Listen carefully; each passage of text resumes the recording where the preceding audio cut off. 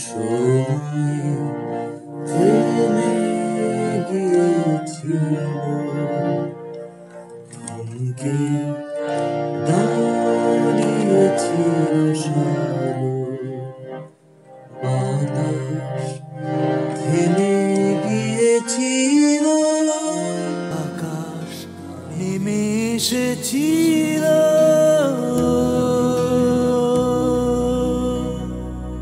আমি শুধু তোমাকে দেখছিলাম, তোমাকে আমি শুধু তোমাকে দেখছিলাম, সেখানেই গল্পের শুরু।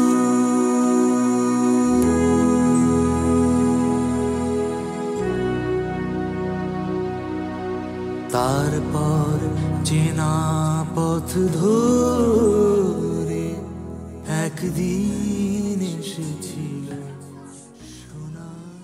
ডিরেক্টর আকরাম খান, আকরাম ভাই গত বছর এই সময়ে তার এন্টার ক্রু নিয়ে প্রায় আমার এই বাসায় আসেন এবং প্রথম দেখাতেই তিনি তার অ্যাজ ইফ আমাদের পরিচয় অনেক দিনের, এমন করে তিনি তার চিত্রনাট্যটি সেটি পড়ে আমাকে, পড়ে না ঠিক গল্প যেভাবে মানুষ বলে সেভাবে আমাকে উনি বলে শোনালেন। আকরাম ভাই যেটা বললেন যে এটার মধ্যে একটু জাদু বাস্তবতা বা ম্যাজিক রিয়েলিজম যেটা মার্কেস প্রয়োগ করে থাকেন তার কথা উল্লেখ করলেন। এই আমি বললাম এটা কি পিওর মার্কেস না অন্য রকম হবে? বললো না, পিওর মার্কেস না, কিন্তু আমি মার্কেসের কথা বলছি এই জন্য যে বুঝে নিলাম যে মার্কেস তার খুব প্রিয় এবং আমারও খুব প্রিয়। তো এই প্রিয় জায়গাগুলো আমাদের দেখা গেল কি কাজ করতে করতে করতে করতে যে আমাদের মধ্যে তার পুরো ইউনিটের সঙ্গে এবং আমার সঙ্গে মন মানসিকতায় সবকিছুতে একটা অসম্ভব রকমের মিল, এবং সেখান থেকে আমি আরো আগ্রহ পেলাম কাজটা করার। আমরা প্রথমে দুটো গান রেকর্ড করে ফেলি। কাহিনীতে যেমন করে ঘটনাগুলোর বর্ণনা আছে, তাতে করে এই গানটি যেটা আমি প্রথমে গাইলাম এটা লাকি আখন্দের গান, তিনি সুর করেছেন এবং মোহাম্মদ রফিকুজ্জামান লিখেছিলেন। তো এই গানটি শোনালাম যে এই গানটি অপ্রকাশিত, আমরা অনেক আগে রেকর্ড করেছিলাম কিন্তু প্রকাশ হয়নি। ওর গানটি শুনেই উনি পছন্দ করে ফেললেন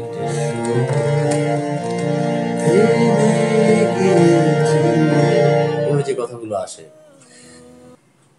তো তারপর আরেকটি গানের ভার পড়লো আমার ওপর, সেটি বললেন যেটা আপনাকে লিখতে হবে এবং সুর করতে হবে। এবং আমি স্ক্রিপ্ট নিয়ে তখন ভাবতে ভাবতে ভাবতে ভাবতে একদিন সকালে সারা রাত না ঘুমিয়ে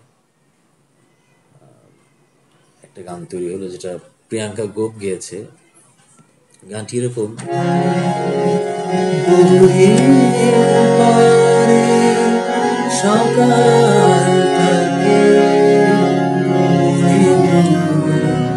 কোনদিন দেখিনি আগে, বহুদিন পরে সকালটাকে মনে হলো কোনদিন দেখিনি আগে, শিশির করে বনলতাকে। এই গানটা তৈরি করার পর তাকে ডাকলাম, তিনি আবার আসছেন, শুনলেন এবং বললেন যে এটাও গানটিকে উনি মানে ফাইনাল করলেন। তো আমার মধ্যে এই দুটি গানে রইল, বাকি রইল আরো অনেক কিছু যেগুলোকে ব্যাকগ্রাউন্ড মিউজিক, যাকে ব্যাকগ্রাউন্ড মিউজিক বলে, এবং থিম মিউজিক একটা লাগে। তো সেইভাবে চিন্তা করতে করতে আকরাম ভাই কিন্তু তার মিউজিক মুভিতে কি হবে এই বিষয়ে খুব সুনির্দিষ্ট ছিলেন। তিনি কখনোই কনফিউজড ছিলেন না। এটি তার আমি একটি বড় গুণ বলবো, কারণ as a directors media, as a music director আমার অনেক আইডিয়া থাকতেই পারে, কিন্তু এই যে একটা মানে সীমার বাইরে না যাওয়া এবং অতিরঞ্জিত কোনো কিছু না করা, যে মিনিমালিস্টিক ওয়েতে কাজ করা, যেখানে যতটুকু প্রয়োজন সেইটুকুনি, মানে সেই সম্পর্কে তার ধারণাটা খুব পরিষ্কার ছিল যে উনি ওনার মুভিতে কিরকম মিউজিক চান। যেমন একদম প্রথম আমাকে বলেছেন যে ওয়েস্টার্ন মিউজিক, দ্বিতীয় কথা উনি আমাকে বলেছেন যে মিনিমালিস্টিক ওয়ে।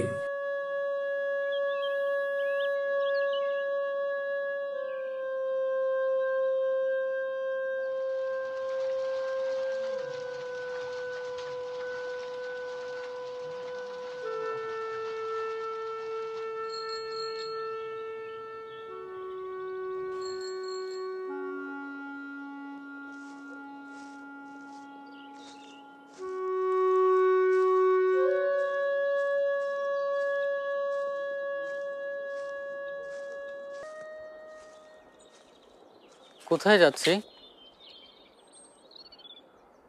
তোমাদের বাসায়। তার লক্ষ্য করে দেখবেন যে এটা কিন্তু মিউজিক কখনো কোনো ইমোশনকে ছাপিয়ে যাচ্ছে না। তো এই বিষয়গুলো সম্পর্কে উনি খুব ক্লিয়ার ছিলেন। এবং আরেকটা কাজ যিনি আমার জন্য অনেক সহজ করে দিয়েছিলেন, সেটি হলো যে পুরো স্ক্রিপ্ট থেকে 5টা পেজ আমাকে বের করে দিলেন।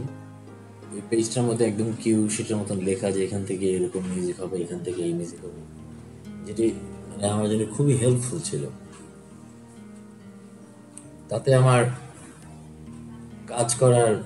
কাজ করার যে মানে সময়টুকু আমার তা অনেক বেঁচে গেছে। এবং আরো বাকি রইল থিম মিউজিকের কথা, যেটা বলছিলাম। তো থিম মিউজিক এখন কাহিনী যেরকম সেই রকম করেই চিন্তা করে একটা থিম মিউজিক তৈরি করতে হবে, সেটা তো আমার মাথায় ছিল। তো ওটা এমন অ্যানিমেশন আনা যাবে না, বিকজ এটা ছিল ভায়োলিন, এগুলো অনেক কিছু মিলিয়ে তৈরি। তো একটা থিম ট্র্যাকও তৈরি করলাম, সেটাও তার কাছে ভালো লাগলো। এবং রেকর্ডিং সেশনের সময় যখন আমি বসতাম স্টুডিওতে, তখন কিন্তু উনি প্রতিদিনই পাশে বসে থাকতেন এবং দেখতেন, বলতেন যে জোর ভাই এখানে এইরকম না, এইরকম, মানে উনি স্পষ্টভাবে বোঝাতে না পারলেও মানে একটা আইডিয়া ছিল যে এই হবে। তো সেইভাবে উনি আমাকে নির্দেশনা দিয়েছিলেন এবং আমি তার নির্দেশনা অনুযায়ী কাজ করেছি। এবং কিছু কিছু ক্ষেত্রে অবশ্যই আমার ভালো লাগাগুলো, যেমন তাকে চয়েস দিয়েছি, দেখেন এটা এরকম, এটা এরকম,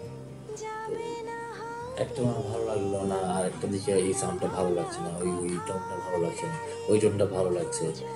প্রথম দেখা গেল প্রথম একটা সিকোয়েন্সের জন্য মিউজিক করলাম, মিউজিকটা তার প্রথমে ভালো লাগলো, আর পরে বললেন যে না আজবা ভাই এটা এখানে ভালো লাগছে না, অন্যরকম করে দেন।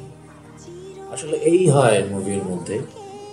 এইভাবে কাজ করতে করতে এগিয়ে যেতে যেতে আমাদের এখন ছবি রিলিজের সময় হয়ে এসছে। 11 তারিখে এটা প্রিমিয়ার হবে, দর্শকরা দেখতে পাবেন এটা 15 তারিখ, দ্যাট ইজ 15ই মে। আর আপনারা আসলে ছবিটা কেন দেখতে আসবেন, ইটস আ বিগ কোয়েশ্চেন। তো আমি বলবো যে আমি যেমন লিখেছি যে বহুদিন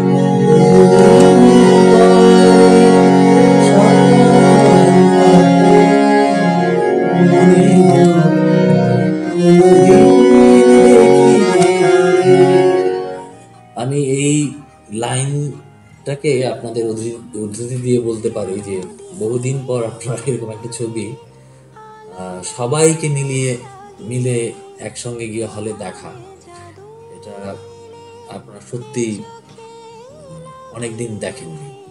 আমি কনফিডেন্টলি এটা আপনাদেরকে বলতে পারি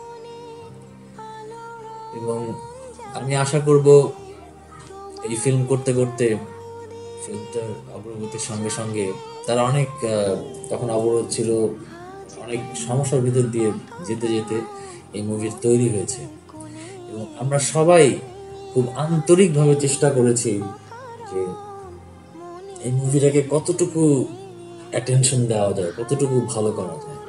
সেটা আপনি যারা অভিনয় করেছে তাদের কথাই ধরুন, যারা ক্রু ছিল তাদের কথাই ধরুন, যিনি সাউন্ড ডিজাইন করছেন তার কথাই ধরুন, আজম বাবু এক্সেলেন্ট। এবং যদি আপনি অ্যাসিস্ট্যান্ট মিউজিক ডিরেক্টরের কথা ধরেন, দাউদ রানি যে সাউন্ড থেকে কিবোর্ডগুলো বাজছে তার কথাই যদি ধরেন, প্রিয়াঙ্কা বব্বের কথাই যদি ধরেন, গানটা যেভাবে ডেলিভারি দিয়েছে, সব কিছু মিলে আমরা চেষ্টা করেছি যে আমরা এত কিছু না পারি কিন্তু এতটুকু করব সেইটুকুই যেন মানুষের কাছে অনেক ভালো লাগে এবং ওইটুকুই আমরা 100% কেন, আমরা ওইটুকুই 500% দিয়ে চেষ্টা করবো যাতে মুভিটা ভালো হয় এবং মুভির একটা ইন্টারভিউ পার্ট মিউজিক সেটাও যেন ভালো হয়। তো এই সব কিছু মিলিয়ে আপনাদেরকে আমি এটুকুই বলতে পারি যে অনেকদিন যেমন আমার গানের মধ্যে আছে যে একটা সকাল নতুন মনে হলো, সেরকম এই ছবিটা দেখতে আসলেও আপনাদের মনে হবে যে একটা ছবি অনেকদিন পর ভালো মানের দেখলাম। আশা করি আপনারা আসবেন, ছবিটি দেখবেন, উপভোগ করবেন এবং আমাদেরকে উৎসাহিত করবেন যেন এই ধরনের ছবি আমরা আরো বানাতে পারি।